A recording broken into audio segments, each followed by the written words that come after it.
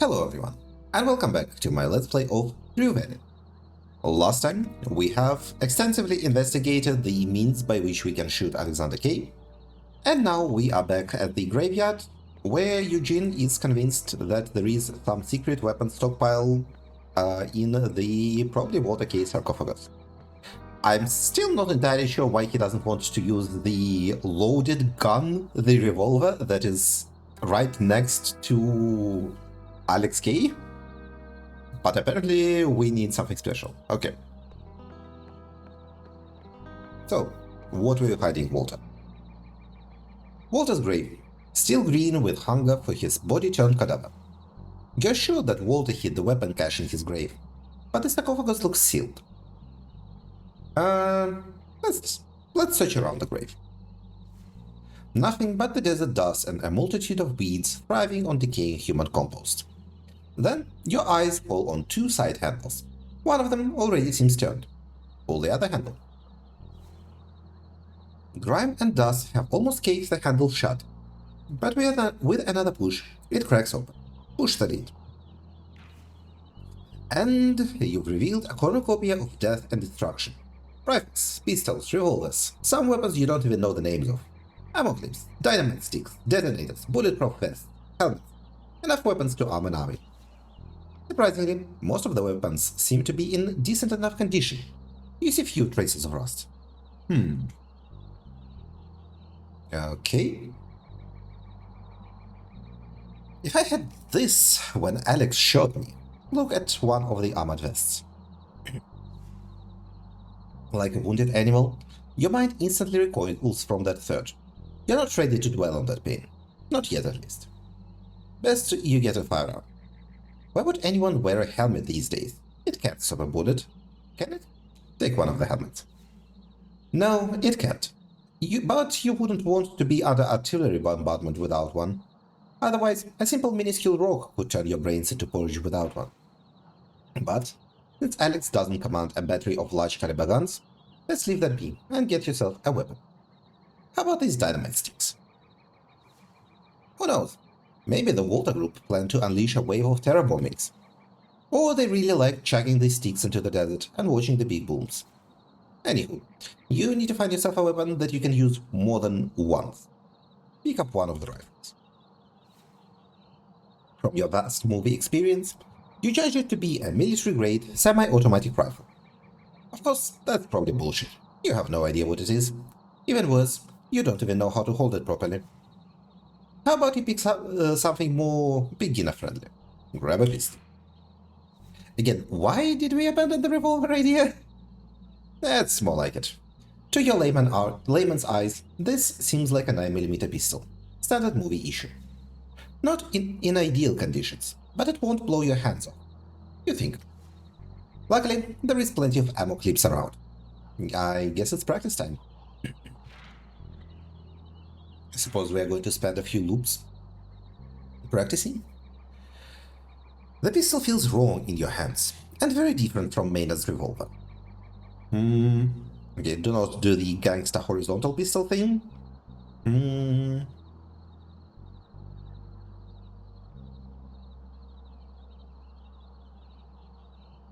I guess grab the firearm with both hands, thrust it far out in front of you, and spread your legs wide, just like the police officers do in the movies.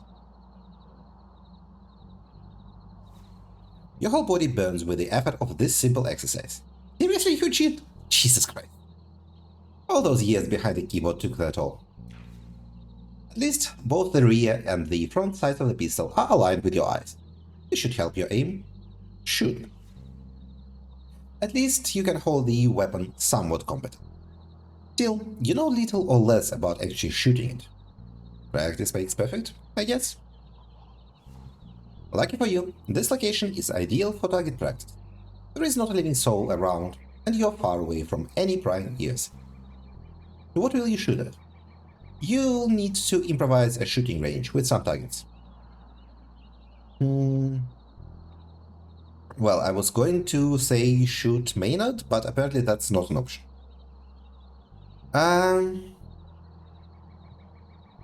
You know, the gravestones are all around me, and there is no need to set them up. And why not? The loop will reset the damage done anyway. Shoot target, you know what? Fire once. See how it goes.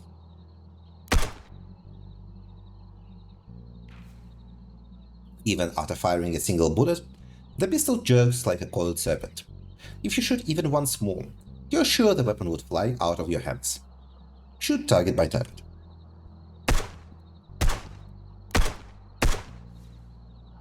Also, I have to point out there are no gravestones in the area we're shooting. Again, the pistol tries to escape your grip, but you kinda expect that, and are able to control it. With each following shot, you feel the recoil less and less, until it's almost gone, like a gentle tremor. Despite the size of your targets, you were not able to hit even one single gravestone. Yeah, because there are none here.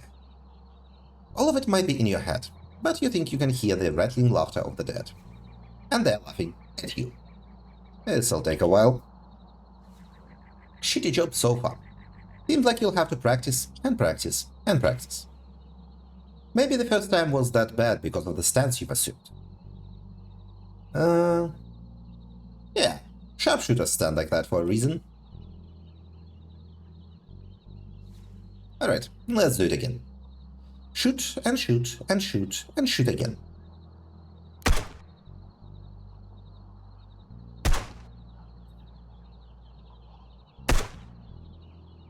Let's not do the gangster thing.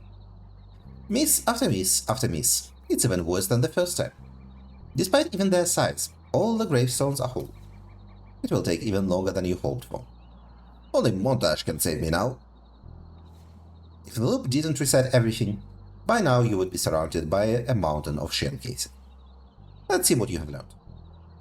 Fire at the targets. Alright, you've come a long way. What, you couldn't be bothered to make another montage at the grave yet? You've made one. Make another. You feel like the pistol is an extension of your hand, but deep down, a worm nods at you. You're sure it's false self-confidence, coming from the dopamine heat of success. Hooks of realization sink deep into your mind. You've trained yourself to shoot another human being, to cause pain as terrible as you have suffered. Maybe even death.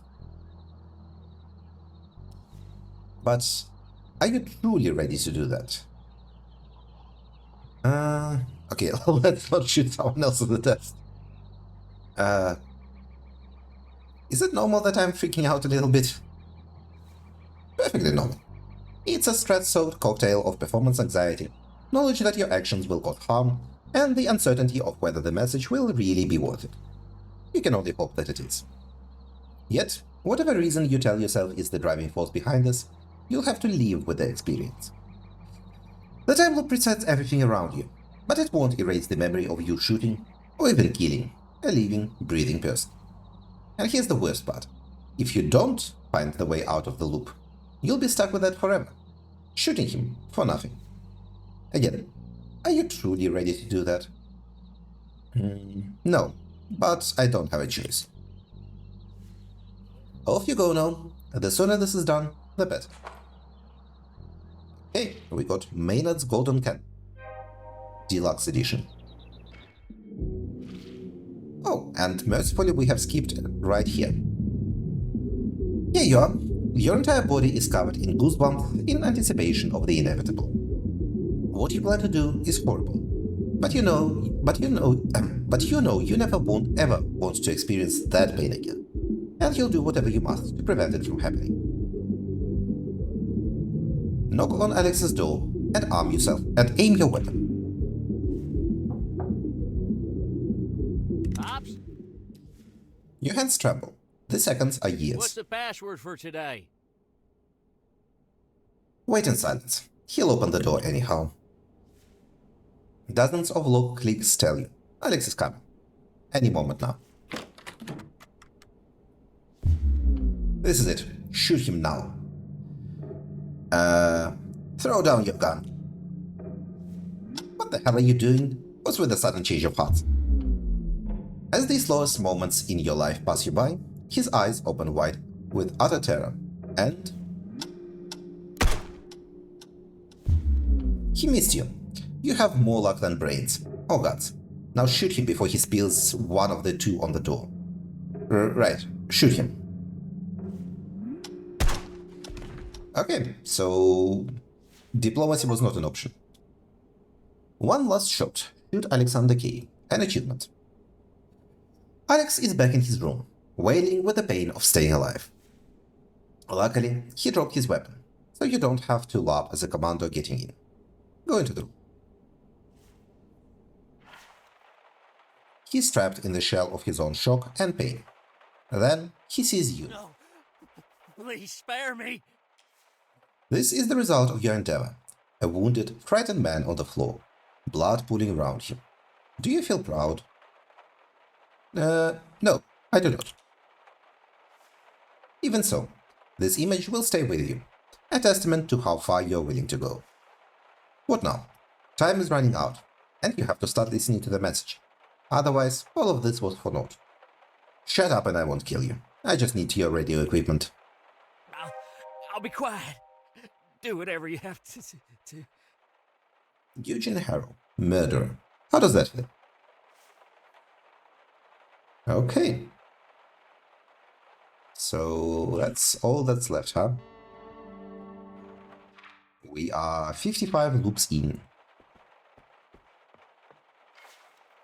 Several devices sit on the desk, most of them looking hopelessly out of date. Some vaguely remind you of your childhood. Others, so archaic and peculiar, they feel plucked from a vintage sci-fi serial. You have no idea what to do, but you better act fast. You don't want to have to go through all this ever again. Look at the large metal box. The once shiny finish of the device's front panel has been dulled by half a century of dust and fingerprints. Rotary knobs are labeled with mysterious letters and numbers. Some labels faded into near illegibility. There is no way you could figure out how to use any of this before the loop ends. Look at the cables. A handful of fabric-braided cables snake between the different machines. Several sections are wrapped with mismatched tape, electrical black tape, masking tape with scribbled labels, and a strip of copper foil that seems intended as extra shielding.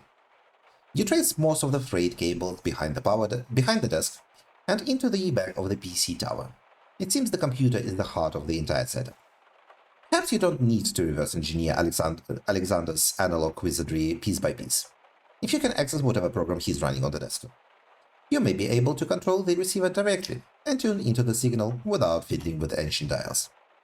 Look at the monitor. The flat panel glows with a dark-themed desktop, immediately revealing that Alex is running an alternative operating system.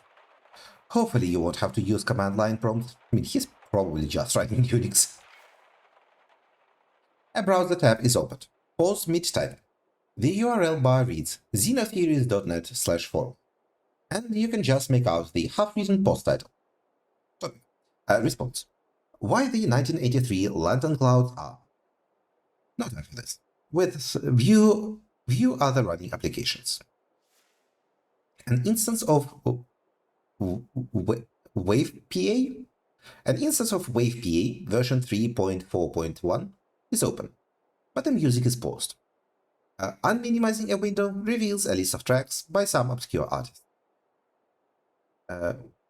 WavePA. It downright zaps the alpaca's socks. What? The spectrum bar seems to happily ripple in response to your words. Check the icons on the desktop.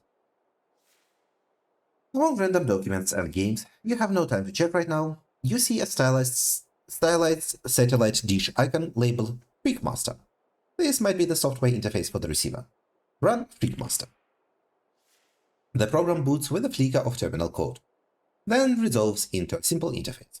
A list of saved frequencies and decryption presets on the left, a waveform display on the right, and status indicators blinking beneath it. Signal strength, decryption module, and error rate. Judging by their names, the presets seem to be made by Alex. Half of them are just cryptic, the other half borderline insane. You scroll through the list. I guess top to bottom. Click on red information. Does red denote Mars or coral in Coral Destiny? Let's hear it. After a long, high-pitched tone, an unnerving synthetic child's voice begins speaking. 12, 1, 2, 15, 18. 9, 19, 5, 14, 20, 9, 20, 12, 5, 4, 20, 15, 1, 12, 12, 9, 20, 3, 18, 5, 1, 20, 5, 19. A number station. Okay, enough. These are all numbers in German. Click on the beacon. The speaker crackles to life. You hear the faint hiss of a poorly tuned receiver and a voice that sounds like it's filtered through gravel and sand. And so they keep us in the light. They think the light illuminates, but it only blinds. It blinds you to the shape of the cage. You look at the bars and see only empty space. You hear the lock click and call it music. The patterns are everywhere. Once you learn to see in the dark.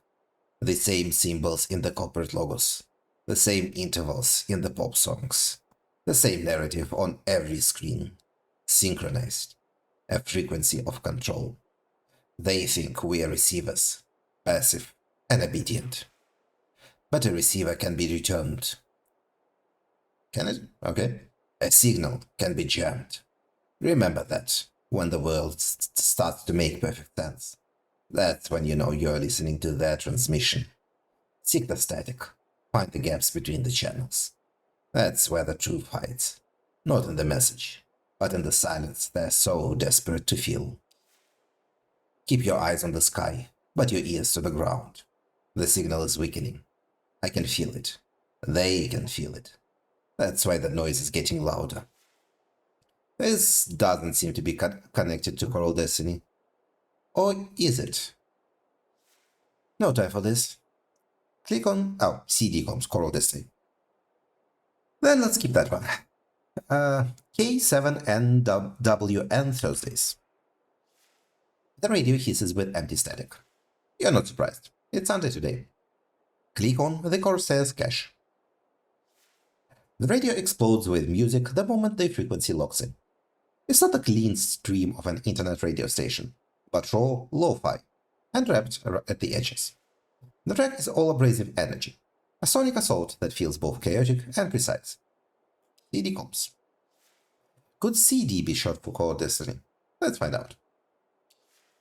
You listen for a few seconds, but if there is anything here, it is hidden in deep noise. No, this has to be it. Keep listening.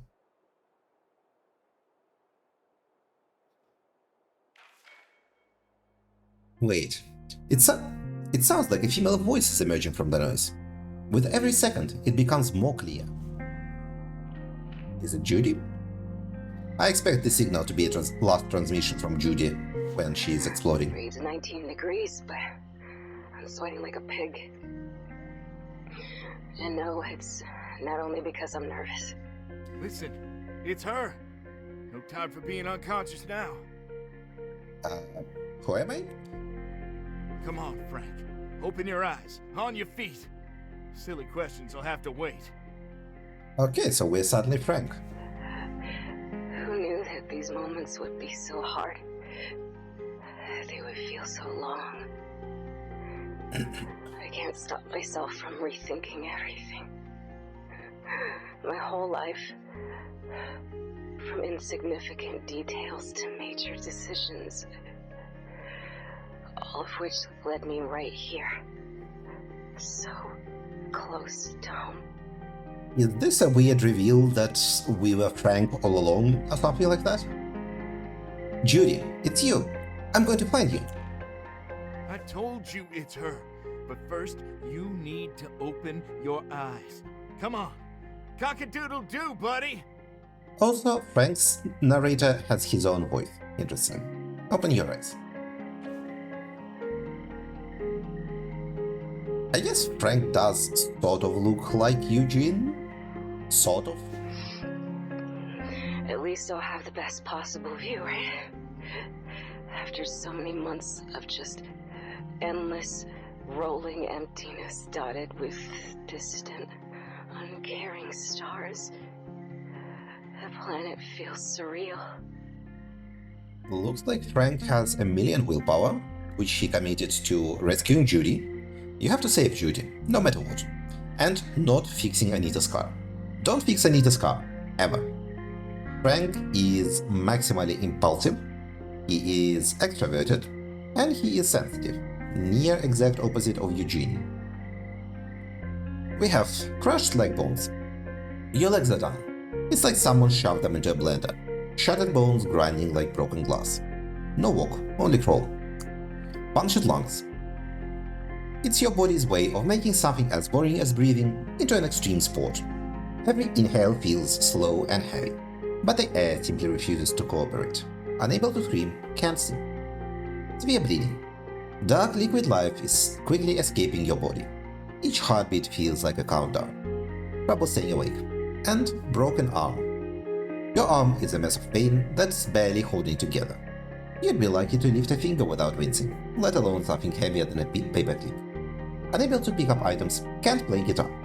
And it is 8:44, 3 minutes until the loop ends. So, Judy, you're here. There's Judy. You idiot. She was here all along, sitting on that payload adapter waiting for you, calling you. It was no accident you came right here, even if you only realize it now. And all the while they tried to stop you. First your sister, then that scrawny loser. But now that you've gotten rid of them both, it's only you and Judy. And me. If Eugene's inner voice is volition and positive and having the best thoughts for Eugene, I think Frank's inner voice might not be. Just a blue and white disc against the darkness. It looks so small, like I can just pluck it out of the universe with my fingers, put it in my pocket, and keep it forever. Judy, can you hear me? I don't think so. You're too far away. I never imagined my homecoming like this. I was never good with words. I thought I would have more to say. But just seeing Earth, knowing that everything and everybody I love is down there. Thinking about the warm sunlight on my skin and the smell of wet grass and the whipping of the wind leaves me breathless. Literally. Not crawling toward you, despite your condition. 2 minutes to the end.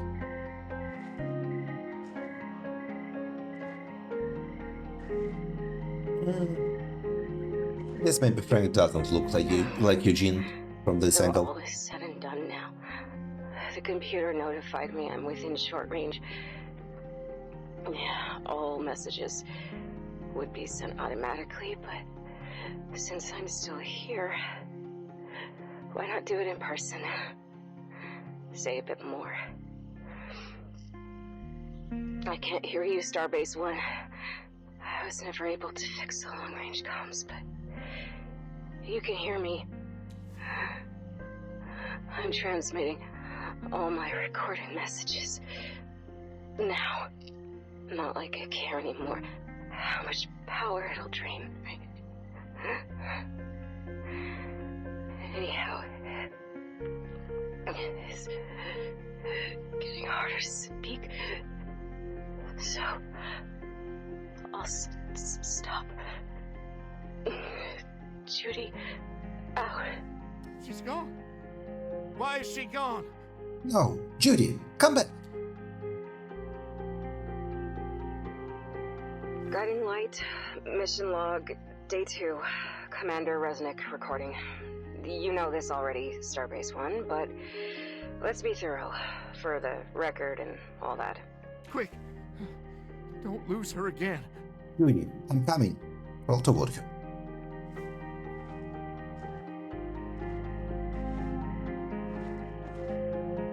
While performing a Transmars injection, the main engines went offline.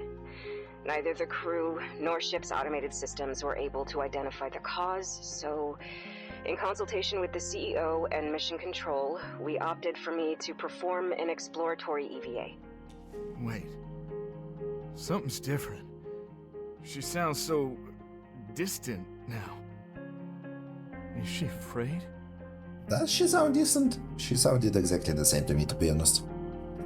Judy, don't worry. I'm coming to save you. Keep crawling.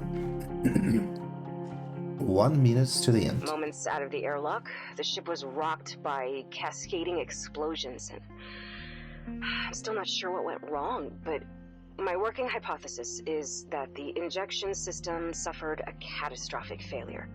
The only reason I'm still alive and not blown to bits or into the endless vacuum is my jetpack. I was able to reach and undock the landing module with an emergency override before the ship was torn apart. Mission specialists Wolf and Hobb are presumed dead. Critical power failure imminent. The signal is dying. This is the end. Fuck! The battery's dying! Hurry up! You have to save her! Hang on, Judy. Keep crawling. Since most of our TMI was completed, I'm still en route to Mars, albeit on an altered trajectory thanks to the push from the explosions. I have yet to calculate my approach angle. Most of the lander's equipment is intact and functioning, excluding the long-range comm. 2 out of 10 solar panels have also suffered significant damage. I will regret that loss. No, don't die. I'm coming for you. I love you. I love you too, Frank. Okay, Frank, not the time for self-love. The signal. And end of the world. Judith Resnick. Frank has the Coral Destiny pamphlet. Still with me, Mr. Harrow? What just happened? If you ever wondered how it feels to be in someone else's shoes, now you know. That was Frank. Exactly. Was. There is no chance anyone could have survived those injuries. And that was Judy, wasn't it? Could she be alive? With the state Frank was in, you're not sure if she was really there. But that was definitely her voice you heard on that radio. How can this be? The accident was years ago. It's impossible to know without the rest of that message. But you made sure to catch that signal at the earliest possible moment, and it sounded like there is only noise before it. You even shot a man to do it. Indeed I did. You're slowly running out of options. So what he saw. Think about it. You both defied the loop in some way or another. And this vision you just had. This vision you just had is only further proof that he is your ticket out of here. I didn't recognize the place from the vision. That's because you've never been there. I thought I've been everywhere. Already. Have you really? Mr. Harrow? Yeah, sorry, but I have to go now. Mr. Harrow, please. I'll break you open We if I have cannot to. go and pick up the book, notably. So, Frank, he died as a result of a car crash somewhere in Rue Valley, next to space debris. An astronaut named Judith Resnick died in an accident during the Guiding Light mission. Frank was listening to the message broadcast from space by his girlfriend Judith Resnick. Search everywhere for Frank. You had a vision, a flashback of Frank. He collapsed somewhere in the desert around some space debris. You have to find him. Okay, I was going to finish the Shoot Alexander Cave, but sure. Let's see now. He's out there in the desert next to some kinda space-looking thingamajig, part of a rocket or something. How remarkably vague, and yet oddly specific. I have to find him. Begin the fast-forward montage and search everywhere. Well, there's a whole mess of scrap metal litter in the desert. Dozens, hundreds? Pfft, hell if I know. It sort of feels like the game got bored of its own premise with all the montages we've been getting. Yeah, but this one's really big, and there is an antenna on it, and a Coral Destiny logo stretched across the side. Listen, you can't even turn around without that damn logo staring back at you, usually with some tech gizmo on it. Pfft, ain't no telling what you're after.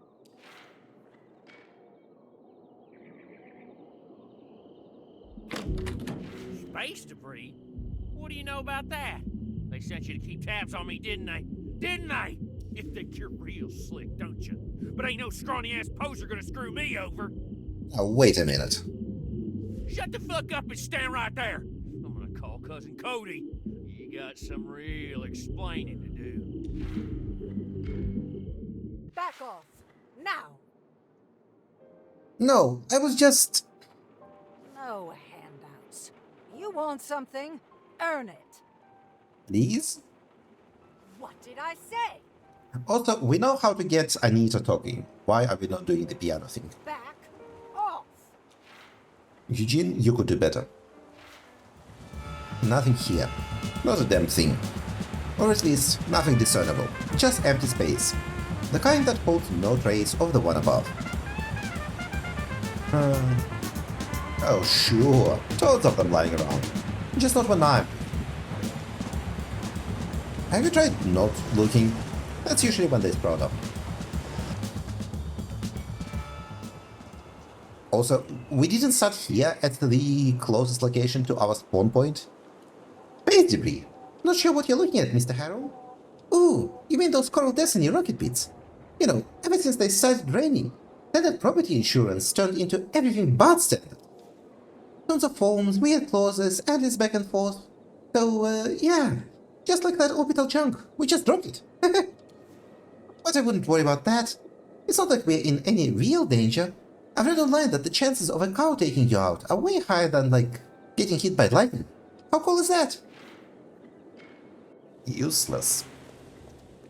If you actually had it, your pedometer would probably either blow a fuse or throw in the towel and just lie. Any particular reason for ditching the wheels? Voluntary card sacrifice or...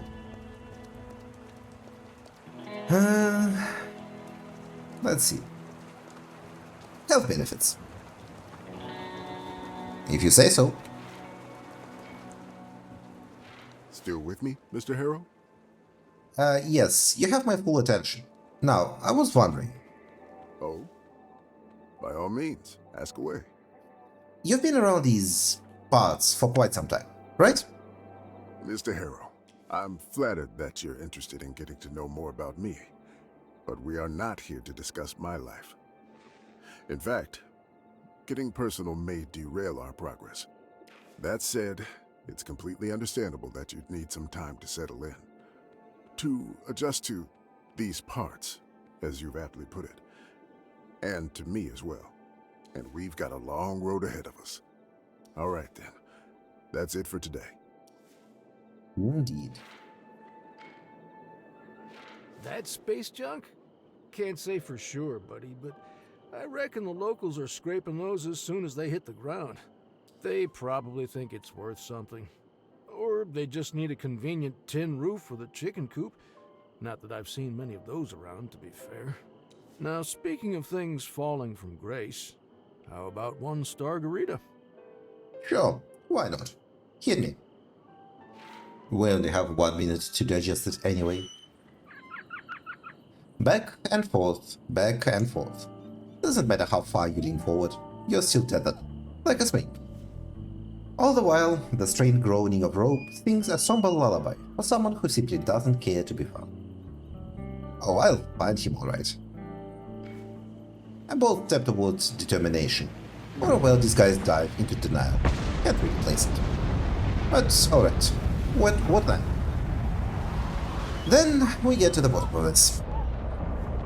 Otto, thought you said thought you had already scrapped it clean. Still with me, Mr. Harrow? Just noted defeat. Mr. Harrow, I'm aware that you may be experiencing a slight lack of motivation right now. Still digging for answers? Or has hope joined the dead? I'm just taking a breather. Well, rest in peace. Still with me, Mr. Harrow? Lie down on the couch, bury your head in the pillow, and start screaming. Mr. Harrow! We can afford a little breakdown every once in a while.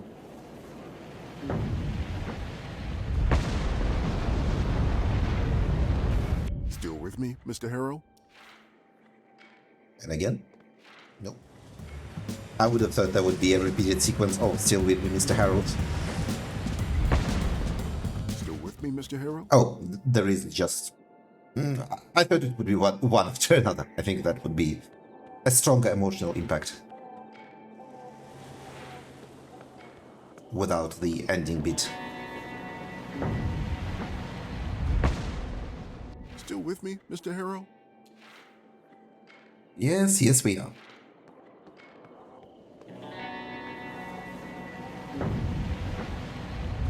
Good old Dr. Fink. Still with me, Mr. Harrow?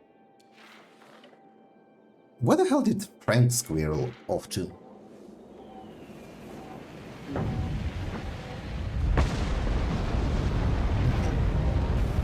You've searched through valley high and low, and still nothing.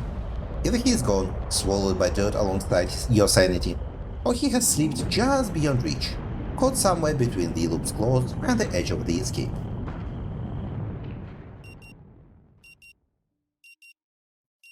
Beep beep, beep beep, motherfucker. Frank's gone. Really gone. All those loops. Wasted breath. A scream close up in your throat. A scream close up your throat. Sorry. A scream close up your throat, but drowns in a tar pit of hopelessness. Every path leads back here, to this chair, alarm clock, and the doctor's inevitable. Still with me, Mr. Hollow? Okay, that's something different. He's right. The anguish has run its course, leaving you hollow, like a bell with its tongue torn out, but doomed to swing forever in a soundless void. And why would you fight? The loop grinds hope to dust. Why would you feel it? It all ends in suffering. Just let the loop win. Let numbness swallow your hope.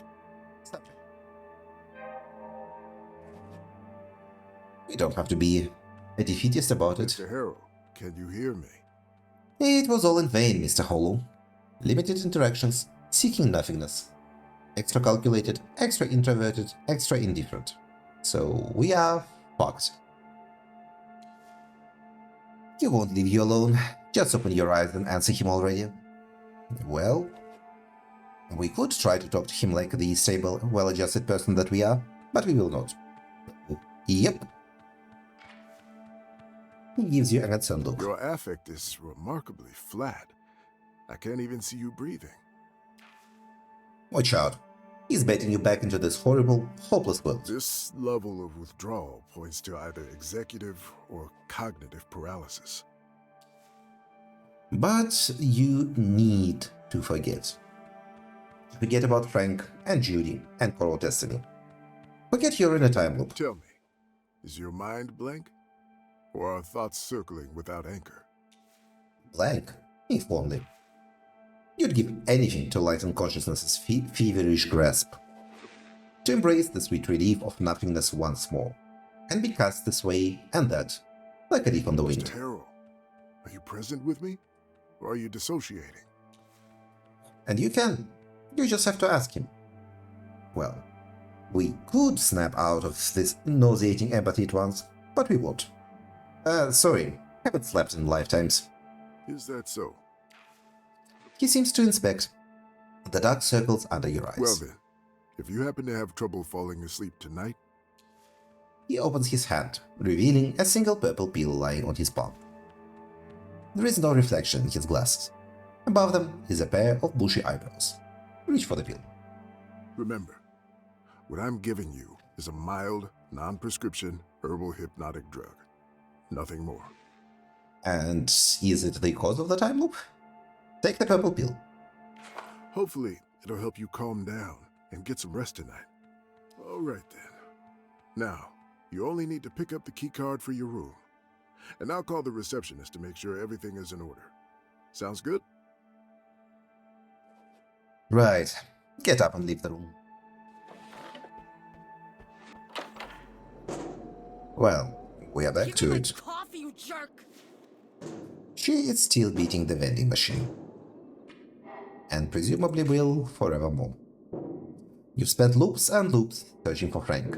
You walked every millihand, centifoot, every light nanosecond of Blue Valley that you could reach. But you could not find neither his body nor the space debris in question. We have failed this intention, and we have completed this intention. Now you know what needs to be done to reach Alex's radio equipment, though you never want to do the deed again. Once was one time too many. Besides, you've heard all that is to hear. Well, well, well. Does it tell us how many loops we were in? We started at 55, and now it is 57, so it does not actually count the loops for this. Alright. So, I guess we're going back to the motel. No, I didn't misconfigure the fire. Of course it's urgent. Our guests don't have Wi-Fi, the credit card machines are dead. We can't... Oh, hold on. I have someone on the other line. This is different. Hello, reception? Alright. What can I do for you, Dr. Fink? If it's about the Wi-Fi, She points her eyes toward you. yes, he's here. Of course, no problem. Ignore her. She rolls her eyes as well, then smiles at you as she touches the button again. Hello? I'm very sorry. I will have to call you back later. Bye. He ends the call and turns to you. This is your key card. Just wait for it to be over. Suddenly, she curtails her excitement, as if she remembered something. Oh, you must be very tired. Perhaps I'll tell you about it some other time. It's a really interesting story. Here, I'll just need your signature. Find the document. All right. Thank you. She barely manages not to laugh, apparently not realizing that you've just evaded whichever legal trap they wanted to put you in. I'm here if you need anything. Enjoy your stay. Goodbye. Well, that was easy. Okay, we have Fink's pill. Oh, we can just... Why not just swallow it right now? It doesn't really matter. Why not? Force the pill down your throat. We could go outside and pick up some water. Using saliva as a lubricant, you help the purple capsule find its way into your stomach. And now, straight to your room and into bed. Sure. Whatever you say, Eugene. Let's go to bed.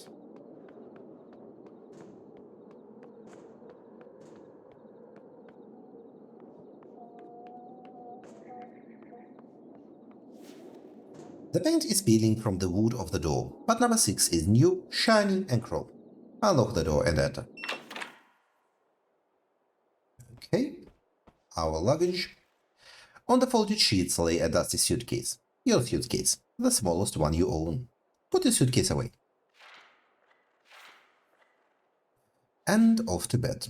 Ah, we cannot. Okay. We can. Sweet nothingness awaits.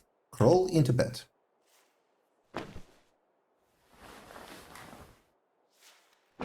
Soon, dreamless sleep will extinguish your thoughts.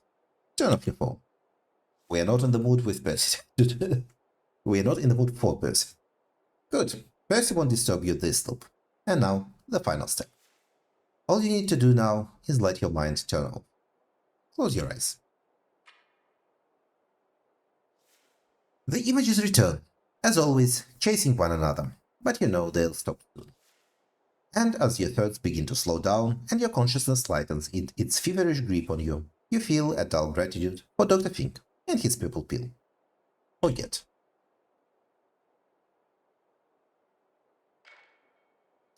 What are we up to now? Ah, there is the lightning. The sound of the loudest thunderclap jerks you out of your slumber. If only I could turn it off. Go back to sleep. It's only 7 more minutes? No, 9 more minutes. And then the world ends. Sounds like it's time. Already? Also, we are levitating above the bed. Beep beep, beep beep, beep beep.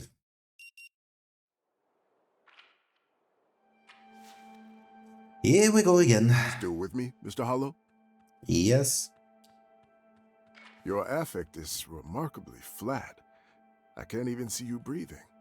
Sorry, haven't slept in lifetimes. Is that so? Well then, if you happen to have trouble falling asleep tonight, Reach for the pill.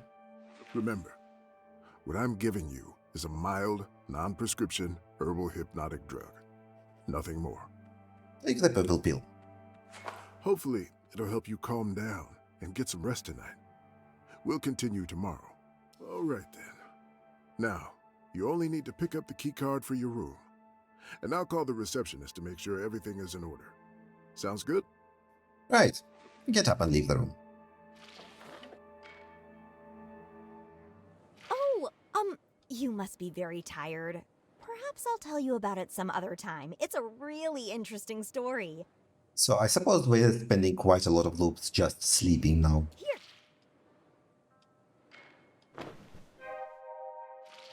Eugene is really falling apart. Force the pill down your throat. Using saliva as a lubricant, you help the purple capsule find its way into your stomach. That's it. All you need to do now is let your mind turn off. Close your eyes.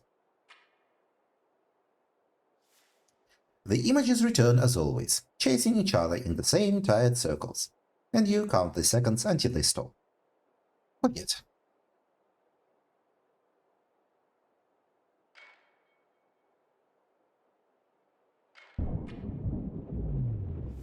The sound of the loudest thunderclap jolts you out of your slumber.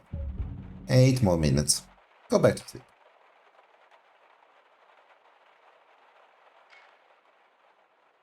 Beep beep. Nope. First the explosion, of course. Whoosh. Beep beep. Beep beep. Beep beep. Well then, if you happen to have trouble falling asleep tonight, Reach for the pill. Oh, you must be very tired. Perhaps I'll tell you about it some other time. It's a really interesting story. Here.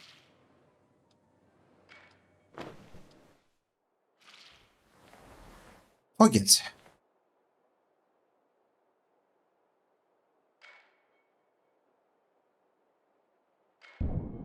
Yeah, getting 20 minutes of interrupted sleep each time is not great, probably. The sound of the loudest thunderclap jolts you out of your slumber. Go back to sleep.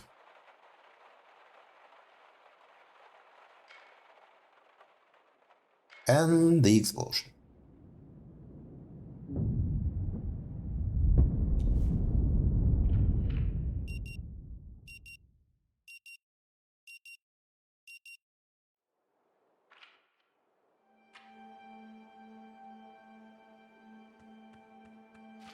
Ding. Mm-hmm. There's nothing you can Reception do. bell. How about check the repair log or... Sleep.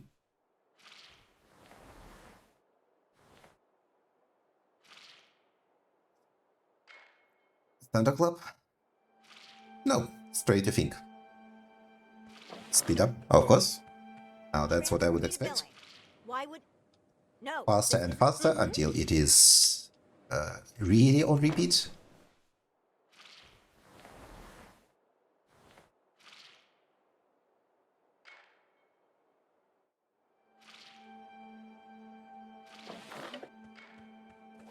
Yes, Rue Valley Motel. Our Coral Destiny internet antenna is down? No, the repair tech...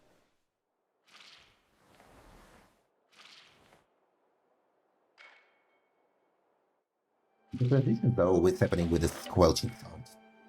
Mm-hmm. But yeah, for real effect, it really needs to speed up. It is currently going too slow. It needs to be going faster, much faster every time.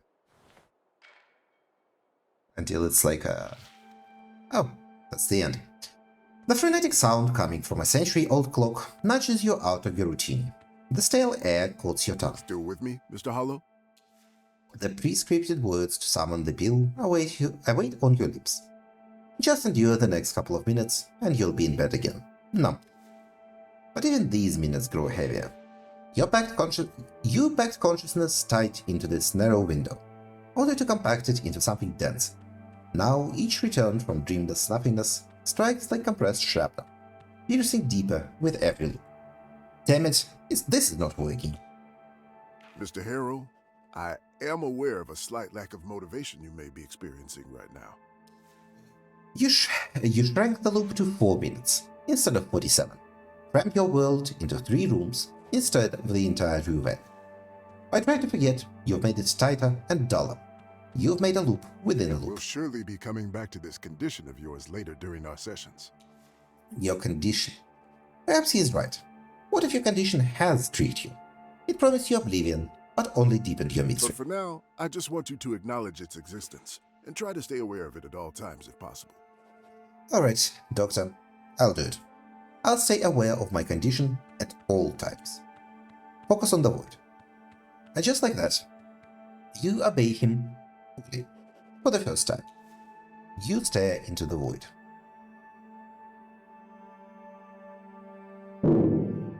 Poor Eugene.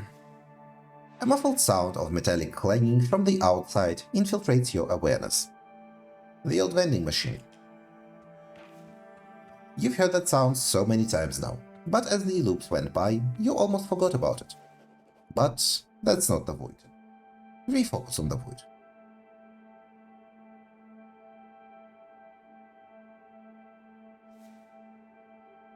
Suddenly, you become aware of a weight shifting in your pocket. Thanks fall. It's that useless loop-resistant brick. And you thought it would be your ticket out of here. So, focus on the void. Right. Stare intensely into the void.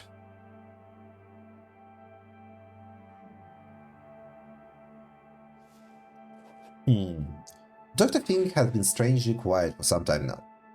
Is he waiting for me to say something? Perhaps, but you're doing exactly what he asked you to do. Focusing on... You really can't focus on the void, can you? No. And how could you? One can't see the absence of an image, one can't smell the lack of scent. Or is nothingness just an illusion? Emptiness but a result of failure to find those little somethings hiding deep inside? Is it possible to find something even inside the most hollow thing? Only by observing it again, over and again. Only by observing it over and over again, until something eventually reappears. Staying aware of my condition means noticing everything that survives inside it, despite it. That's very perceptive, Mr. Harrow. He seems satisfied, and in one short moment you feel a strange connection with him, almost as if he finally understood you are trapped in a loop. And what survives? He is asking the real question here. Is there anything outside the void? Anything that still makes you glad to be alive? Subdue Alexander Key, making mistakes. Search everywhere for Frank, exploring. Fix vending machine, fixing things. Play Anita's song, learning new skills. Robin Fleming, listening to people talk. Default answer, reading books. Search Maxine's room, listening to music. What does make me feel alive? Oh, well, on this list, probably nothing much. Maybe learning new skills. I do that. I would put like playing video games in place of listening to the music. But for Eugene, I guess I'd say fixing things. It's nice to have. Yes. Anything else? Learning new skills. For sure. What else? Exploring. Why not?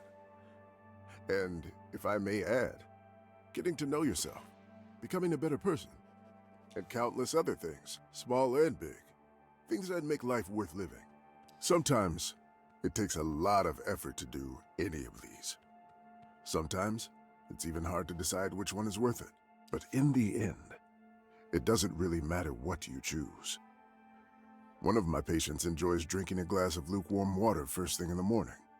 You ask why? I don't know, and it doesn't matter. They somehow started doing it, continued doing it, and with time they learned to enjoy it. But one thing is certain, completely giving up is never worth it, Mr. Harrow. You may be right. Trying to shut yourself out of this miserable world hasn't made you feel any better. Perhaps you can't escape the loop. But there are things to do, sensations to experience, emotions to feel. I think we're getting the thesis of the game, and it's perhaps one actual important statement it wants to make on dealing with depression, I guess. It may look pointless, but you have to try. You have to make yourself try. One loop at a time. Every time you find yourself back in Dr. Fink's office, you get to make a decision.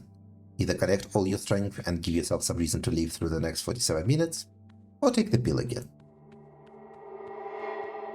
Mr. Harrow, can you hear me? Oh, we have lost our void of resignation. Yes, sorry, but I have to go now. Get up and leave the office. Mr. Harrow, please. Well, we are done with that. Just walk. Let's leave the car parked at the motel and just walk. North, south, it doesn't matter. Just spend the loop on foot. Besides, you read somewhere it's an instant mood booster. And we will do it next time, as this will be the end of our episode. Okay, Rue Valley, your new godforsaken home. It seems like you're stuck here. Might as well make use of your time here. Thank you for watching, everyone, and have a good day. Goodbye.